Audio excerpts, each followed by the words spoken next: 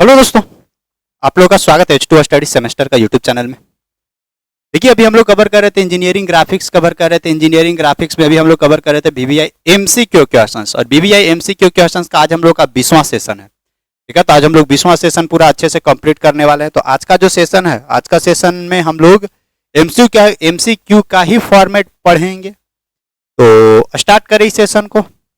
और ये जो सेशन है, ये रेगुलर वाले लोग और कैरी वाले लोग देख सकते हैं, चाहे आप सेकंड सेमेस्टर में हो, अगर आप फर्स्ट सेमेस्टर में भी हैं, तो अगर आपका इंजीनियरिंग ग्राफिक्स होगा तो आप भी इसको अच्छे से पढ़ सकते हैं। ठीक है, तो स्टार्ट किया जाए सेशन को। मेरा नाम है शुभम कुमार, आप लोग देख रहे हैं H2O स्टडी सेमेस्टर का YouTube channel. This is part of H2O study, एक H2O स्टडी का पार्ट है। तो हम लोग स्टार्ट करते हैं आज का सेशन, पूरा अच्छे से डिटेल से कवर करते हुए चलते हैं। तो देखिए, आज का जो सेशन का फर्स्ट क्वेश्चन है जो आप लोगों का स्क्रीन पे है, बोलता है क्या है फर्स्ट क्वेश्चन। फर्स्ट बोलता है कि which of the following instrument can be used to draw accurate perpendicular lines, parallel lines and angular lines. इसमें से कौन सा ऐसा इंस्ट्रूमेंट है जिसका इस्तेमाल हम लोग परपेंडिकुलर लाइन, पैरेलल लाइन और एंगुलर लाइन खींचने के लिए हम लोग प्रयोग करते हैं। तो कौन सा इंस्ट्रूमेंट है? तो देखिए, मेरे पास है mini drafter, T square, protractor और सेट स्क्वायर। इसमें से मिनी ड्राफ्टर एक ऐसा इंस्ट्रूमेंट है ना जिसके मदद से perpendicular line, parallel line, angular line सब कुछ हम लोग खींच सकते हैं। तो कौन सा इसका करेक्ट हो जाएगा? ऑप्शन नंबर ए हो जाएगा, बिल्कुल सही। नेक्स्ट, फॉर ड्रॉइंग सर्कल, मेरे को एक सर्कल ड्रॉ करना विथ लार्ज रेडियस, बड़ा सा रेडियस के साथ। तो विच of the following tools is used, तो इसमें से कौन सा टूल्स का हम लोग इस्तेमाल करेंगे? ध्यान रखिएगा, मेरे को एक सर्कल ड्रॉ करना है बड़ा रेडियस के साथ। तो बो कंपास आप लोगों को कंपास के बारे में पूरा डिटेल से समझाए हैं, समझे? थ्योरी देखिएगा लेक्चर नंबर 1 2, वहां पे अच्छे से समझ में आ जाएगा क्या बो कंपास, लेंथेनिंग बार कंपास, डिवाइडर, प्रोटेक्टर। तो देखिए, अगर लार्ज रेडियस का अगर मेरे को एक सर्कल ड्रॉ करना, तो कौन सा हो जाएगा? लेंथेनिंग बार कंपास। ये लेंथेनिंग बार कंपास के मदद से एक्स्ट्रा हम लोग लेंथ जोड़ के, और जो जिधर पेंसिल लगता है ना उसको हम लोग बड़ा करके और लंबा सा एक हम लोग रेडियस का एक सर्कल खींच सकते हैं। तो लेंथेनिंग बार कंपास के मदद से। Which of the following drawing tools is not used to set the drawing sheet on the drawing board. देखिए, ड्राइंग बोर्ड पर जब हम लोग ड्राइंग शीट लगाते हैं, तो इस ड्राइंग शीटवा को चारों कोनवा पर हम लोग क्या करते हैं? इसको क्लिप मारते हैं ताकि उड़ियाए पड़ियाए इन्होंने नहीं। जैसे बाल, अगर आप तो लड़की लोग इसको रिलेट कर सकते हैं, आपका बाल उड़ियाता है तो उसको संवारने के लिए क्लिप लगाते हैं। उसी तरह पेपर उड़ियाने लगेगा, उसको संवारने के लिए कौन सा टूल्स हम लोग इस्तेमाल करते हैं? तो यहाँ पे बोलता है यूज नॉट यूज टू, इसमें से कौन सा यूज नहीं करते वो बोल रहा है। तो जैसे ड्राइंग क्लिप का तो इस्तेमाल करते हैं, ड्राइंग पिन का भी इस्तेमाल करते हैं, अधेसिव टेप का भी इस्तेमाल करते हैं। ये डिवाइडर का इस्तेमाल नहीं करते हैं हम लोग। डिवाइडर के मदद से, और जो ड्राइंग पेपर है ना, उस ड्राइंग पेपर को हम लोग किनारे किनारे चारों कोना पे क्लिप मतलब वो यूज नहीं करते हैं ड्राइंग बोर्ड के ऊपर ड्राइंग शीट को अरेंज करने के लिए। तो डिवाइडर का मदद हम लोग यहाँ पे नहीं लेते हैं, इसको ऑप्शन नंबर से। Next, according to the Indian standard institute यानी ISI, इंडियन स्टैंडर्ड इंस्टीट्यूट के अनुसार, what is the size of the designation A2 in millimetre. देखिए, A2 किसका साइज है? तुरंत आपके दिमाग में आ जाना चाहिए। A2 से हम लोग पेपर का साइज मेजरमेंट करते हैं। ठीक है, तो पेपर का साइज A0 से स्टार्ट होता है, 0 1 2 3 4 ऐसे भागती है। तो A2 की अगर बात किया जाए तो A2 का कौन सा हो जाएगा? तो ये वाला ऑप्शन हो जाएगा, 420 mm गुने 594 mm। आपको बहुत बढ़िया से हर एक का साइज बताया हुआ है, पेपर का साइज बताया हुआ है, ड्राइंग बोर्ड का भी साइज बताया हुआ है। ड्राइंग बोर्ड का B से डिनोट किया जाता है ना, और ड्राइंग पेपर का A से। तो ये सब डायमेंशन याद रखिएगा, यहां से क्वेश्चन बनेगा आपका। तो इसका ऑप्शन नंबर ए हो जाएगा correct. Next, which of the following grades of leads is the hardest. Which of the following grades of lead is the hardest. इसमें से कौन सा ऐसा ग्रेड है जो मतलब कौन सा ऐसा पेंसिल का ग्रेड है, पेंसिल का जो लीड है वो हार्ड होता है। यानी जो पेंसिल लिखते हैं ना, वो पेंसिल का जो लीडवा है ना, वो हार्डेस्ट की बात कर रहा। तो हार्डेस्ट का हम लोग एच से डिनोट करते थे, और जैसे जैसे आगे बढ़िएगा 1H 2H 3H 4H 5H, जैसे जैसे आप आगे बढ़िएगा वैसे वैसे पेंसिल का जो हार्डनेस है वो हार्डनेस बढ़ते जाता है, ये भी आपको ख्याल रखनी है। तो इसमें से देखिएगा 6B, ये B क्या शो करती है, B शो करता है softness of pencil, softness of lead of pencil. तो इसमें 6H पॉसिबल नहीं है, 5H 6H, देखिए ये 5H 6H यही दोनों हार्डनेस शो करेगा। तो बोलता है कि which of the following grade of the lead is the hardest, तो इसमें से सबसे ज्यादा हार्डेस्ट कौन दिखाएगा, 6H दिखाएगा। ठीक है, next, the preferred size of the drawing sheet is recommended by, तो ड्रॉइंग शीट का जो साइज है वो किसके द्वारा रिकमेंड किया गया, तो किसके द्वारा रिकमेंड किया गया, तो ये ब्यूरो ऑफ इंडियन स्टैंडर्ड के द्वारा रिकमेंड किया गया। ये ब्यूरो ऑफ इंडियन स्टैंडर्ड के द्वारा ही पता चलता है हम लोगों को कि हमको कौन सा साइज यूज करना है। और ब्यूरो ऑफ इंडियन स्टैंडर्ड एक साइज निकाल दी है, और वही साइज को पूरा ऑल ओवर इंडिया में हर एक बच्चे लोग इस्तेमाल करते हैं। जैसे सीट का साइज है तो सब जगह सेम सीट का साइज देखने को मिलेगा। झारखंड में रहिए, बिहार में जाइए, यूपी में जाइए, दिल्ली में जाइए, पटना में, कहीं पे भी जाइए, सब जगह सेम साइज का पेपर आपको मिलेगा। और अगर ड्राइंग बोर्ड की बात किया जाए तो वो भी सेम साइज का। ये एक ब्यूरो ऑफ इंडियन स्टैंडर्ड बाप है, बाप का निर्देश बेटा को मानना पड़ता है, वो सिस्टम है, समझे। तो ये डायरेक्शन देगी तो सबको सेम फॉलो करना पड़ेगा। ये ब्यूरो ऑफ इंडियन स्टैंडर्ड्स के द्वारा प्रीफर्ड साइज ड्राइंग शीट का रिकमेंड किया गया। ऑप्शन नंबर ए हो जाएगा। Next, the size of the title block is इतना mm इंटू इतना mm। टाइटल ब्लॉक जहां पे सब कुछ लिखा जाता है, मतलब कि टाइटल ब्लॉक कहने का मतलब कि आधार कार्ड, समझे, मतलब कि ड्राइंग पेपर का टोटल डिटेल कहां पे लिखल जाता है, आधार, मतलब ड्राइंग का जो टोटल डिटेल जहां पे लिखल जाता है उसी को टाइटल ब्लॉक जानते हैं। और इंसान का जहां पे पूरा डिटेल सब कुछ लिखा हुआ रहता है वो वाला आधार कार्ड है। तो आधार कार्ड हम लोग बोल सकते हैं, आधार कार्ड और टाइटल ब्लॉक दोनों एक ही है। अगर ड्राइंग शीट पर कुछ भी आप बनाया तो ड्राइंग शीट पर जो भी जानकारियां, मतलब जो भी आप जानकारी देना चाहते हैं वो तो ड्राइंग पे आप लिख दिए हैं, मतलब ड्राइंग पेपर पे आप बना दिया, अब उसमें कितना डायमेंशन क्या क्या लियो सब टाइटल ब्लॉक में लिखना है। उसी तरह से आप तो सामने है तो आपको देख के सब कुछ होलिया नहीं पता किया जा सकता, तो आपका कैरेक्टर समझना, नाम, जानकारी सब कुछ तो आधार कार्ड लोग देखता है। तो सेम वही है। तो वही आधार कार्ड का डायमेंशन कितना होता है तो आप नाप लीजिएगा लंबाई और चौड़ाई स्केल के मदद से। आधार कार्ड का भी डायमेंशन एकदम स्टैंडर्ड साइज में होता है, ओरिजिनल आधार कार्ड वाला का, ठीक ना। तो देखिए टाइटल ब्लॉक का जो साइज है वो कितना mm रहता है, तो इसका लंबाई और चौड़ाई ऐसे होता है। तो लंबाई 185 mm और चौड़ाई 65 mm। आपको बताया गया था जब हम एनडी भट्ट के बुक से आपको क्लास करवा रहे थे, उस वक्त हम आपको टाइटल ब्लॉक के बारे में सब कुछ बताए थे। टाइटल ब्लॉक बनाने भी आना चाहिए, टाइटल ब्लॉक में क्या क्या चीजें लिखते हैं। सो 185 mm गुने 65 mm हो जाएगा, है 185 mm गुने 65 mm। ऑप्शन नंबर डी हो जाएगा correct. Next, which of the following lines are use to show that the object is cut and then viewed, मतलब which of the following lines, इसमें से कौन सा ऐसा लाइन है use to show that object is cut, मतलब वहां से वस्तु को काटा जा सकता है और उसके बाद देखना है। जैसे आप लोग देखते नहीं है वो जो रहता है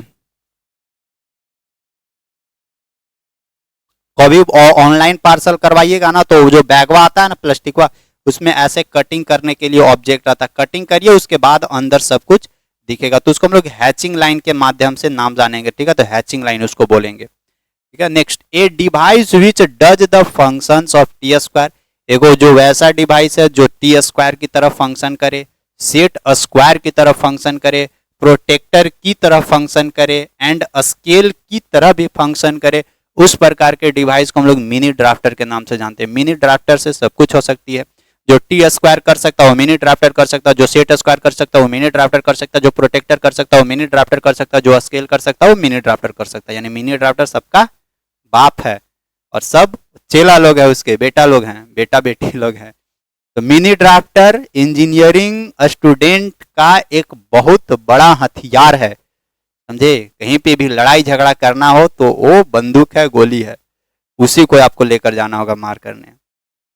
मतलब आपको एग्जाम, लड़ाई झगड़ा कहने का मतलब कि एग्जाम। तो मिनी ड्राफ्टर समझ में आया, तो ऑप्शन नंबर इसका बी हो जाएगा। Next, in the engineering system of the paper A2 size, ये इंजीनियरिंग सिस्टम में A2 साइज पेपर की बात कर रहा है। तो अभी जस्ट हम लोग इस पे बात किए थे पीछे। 420 mm गुने 594 mm, ये होता है A2 साइज। याद करिएगा सब बढ़िया से, A2 का साइज, A1 का साइज, सारा का सारा आपको दिमाग में रखना है, समझे? नहीं तो पता चले कि आप भुला गए। देखिए ये जो फर्स्ट वाला है ना 841 गुने 1189, ये है A0 साइज। 841 गुने 1189 A0। जैसे जैसे A0, A1, A2, A3 भागते हैं ना वैसे वैसे उसका साइज छोट हो जाता है, ये भी आपको दिमाग में रखना। 420 गुने 594 तो हो गया, 420 गुने 594। अब 594 गुने 841 जो है ना ये A1 है, और ये वाला क्या है A0, A1, ये है A2, और A3 ये 210 गुने 297, ये जो है ना ये A0, A1, A2, ये है A4। अब A3 तो बीच में नहीं दिया हुआ। देखिए A3 का अगर डायमेंशन हम सबका लिख दे रहे ABCDE, A3 का अगर डायमेंशन लिखिएगा ना तो A3 का डायमेंशन है 297 mm गुने 420 mm। ये है किसका A3 का।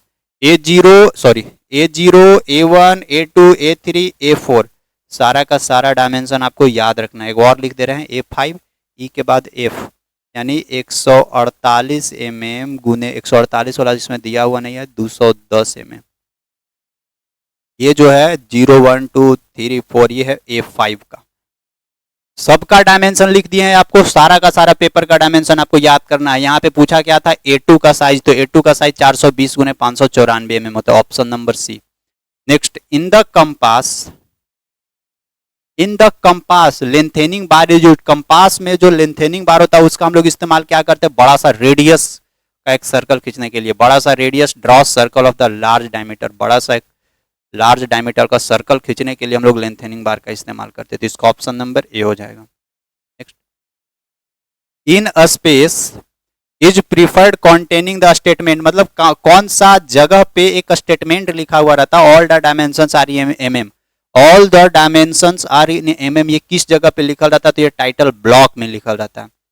ठीक है, टाइटल ब्लॉक में, मतलब आधार कार्ड में भी लिखा रहता है ना, भारतीय ऐसे आधार कार्ड में शायद ऊपर में कुछ लिखा हुआ रहता है, बुला रहे हैं आपका अपना अधिकार, ऐसे करके लिखा हुआ रहता है, वही लिखल रहता है टाइटल ब्लॉक में, all the dimensions are in mm।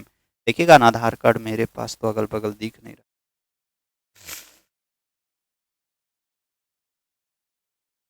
ऐसे ही कुछ लिखा हुआ, आपका अपना पहचान या आपका अपना आधार, ऐसे कुछ लिखा हुआ रहता है ना, तो ऑप्शन नंबर बी हो जाएगा इसका correct. Next, in orthographic projection the XY is known as, देखिए ऑर्थोग्राफिक प्रोजेक्शन में ये जो XY लाइन होता है, ऐसे जो XY लाइन होता है इसको हम लोग जनरली क्या बोलते हैं, XY लाइन को, इस XY लाइन को हम लोग बोलते हैं reference line.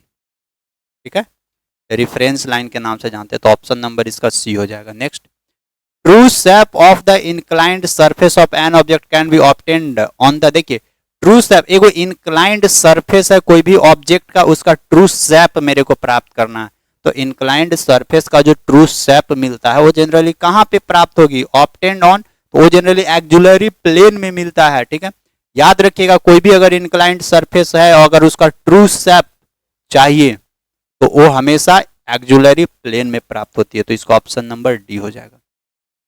Next, in first angle projection method, first angle projection की बात कर रहा है, the relative position of object, object का रिलेटिव पोजीशन पूछा जा रहा है, प्लेन एंड ऑब्जर्वर आर, तो देखिए फर्स्ट एंगल प्रोजेक्शन मेथड में ऑब्जेक्ट यहां पे रहता है, इधर ऑब्जर्वर यानी लिख ले ऑब्जर्वर ऑब्जेक्ट, और यानी रहेगा प्लेन, ये वाला प्लेन हुआ रहता है, यानी ऑब्जेक्टवा जो रहता है ये प्लेन और ऑब्जर्वर के बीच में रहता है, तो object is placed in between, वस्तु जो रहता है वो बीच में रहता है। और जबकि थर्ड एंगल प्रोजेक्शन में यहाँ पे तो ऑब्जर्वर इधर रहेगा, प्लेनवा बीचवा में आ जाता है और ऑब्जेक्टवा यानी बिग आ जाता है। ठीक है, तो plane is placed in between, अगर plane is placed in between बोले तो ये कौन सा हो जाएगा, ये थर्ड एंगल प्रोजेक्शन हो जाएगा। ठीक है, ऑप्शन नंबर ए हो जाएगा, फर्स्ट एंगल प्रोजेक्शन में ऑब्जेक्ट जो रहता है वो बीच में रहता है। 190 के बाद देखिएगा 191, objects that are symmetric can be shown effectively using this type of section, मतलब सिमेट्रिकली है और उसको थोड़ा सा इफेक्टिवली देखना है, तो इफेक्टिवली देखने के लिए जनरली हम लोग उसको किस रूप में काटेंगे सेक्शन की बात कर रहा है, तो उसको हम लोग फुल सॉरी हाफ सेक्शन में काट दीजिए। सिमेट्रिकल है ये, बीचे बीचे धर के फाड़ दीजिए। हम लोग सिमेट्रिकल है, बीचे बीचे धर के फाड़ दीजिएगा, दिख जाएगा अंदर वाला सब कुछ अच्छे से एकदम और इफेक्टिवली दिखेगा। तो इसका half section. Next, hidden lines are drawn as, तो हिडन लाइन जनरली कैसे हम लोग ड्रॉ करते हैं, डैश नैरो लाइन ऐसे। तो ये डैश्ड नैरो लाइन है ना, तो डैश्ड नैरो लाइन, तो hidden lines are drawn as, तो हिडन लाइन हम लोग डैश्ड नैरो लाइन की मदद से करते हैं। तो ऑप्शन नंबर ए हो जाएगा करेक्ट। तो जिनका जिनका भी ए आ रहा है एकदम सही है। Space is the part of dimension, इसमें से कौन सा है जो डायमेंशन का पार्ट है, centroidal line, extension line, cutting line, line of symmetric. देखिए तो जैसे मान लेते हैं यहाँ पे कोई डायमेंशन लिखा रहता है 6 mm, मतलब कि कहीं पे कोई फिगर बनाया हुआ है इस तरह से। अगर यहाँ पे हमको डायमेंशन देना है तो इसको दिखाना है, तो इसको दिखाने के लिए हम लोग क्या करते हैं, ऐसे करके नीचे एक्सटेंशन लाइन खींचते हैं और इस एक्सटेंशन लाइन पे हम लोग दिखाते हैं कि चलो ये 6 mm का साइड है। तो ये जो लाइनवा जो एक्सटेंशन लाइन होता है ना, ये एक्सटेंशन लाइन एक डायमेंशन का पार्ट है। एक्सटेंशन लाइन, अरे एक्सटेंशन लाइन मतलब कि बढ़ा के आगे करना। जैसे एक्सटेंशन बोर्ड होता है ना, जिसमें आप पलक खोस दिए हैं मेन बोर्ड में और वहां से तार के माध्यम से गोलकार होता है ना, तार के माध्यम से आप जहाँ पे बेड है बेड पर आप लाकर और चार्जर खोस दिए, तो वो एक एक्सटेंशन बोर्ड होता है, वही है यहाँ पे एक्सटेंशन लाइन। एक्सटेंशन लाइन जो होता है ना वो डायमेंशन का पार्ट्स है, याद रखिएगा। Option number B. BIS bureau of Indian standards recommended a dimensions value for the diameter of a circle.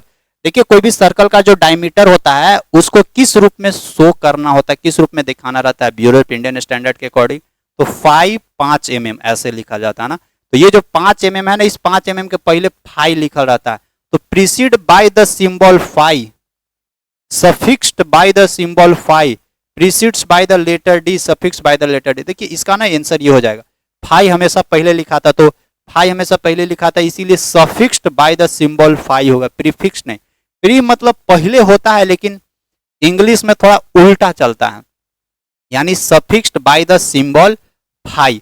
तो जो भी डायमीटर हम लोग लिखते हैं ना वो 5 के बाद लिखते हैं। देखिएगा bureau of Indian standard recommend the dimension की बात कर रहा है, डायमेंशन वैल्यू, यहाँ पे वैल्यू की बात कर रहे हैं, dimension value for a diameter of a circle, यानी सर्कल का जो डायमीटर का जो डायमेंशन वैल्यू है वो कहाँ पे लिखते हैं हम लोग, तो 5 के सफिक्स यानी 5 के बाद में, सफिक्स मतलब कि बाद होता है, प्रीसीड्स मतलब कि पहले, तो क्या मतलब 5 के पहले हम लोग इस तरह से लिखेंगे 5 mm, नहीं ये गलत है, 5 मीटर ये गलत है।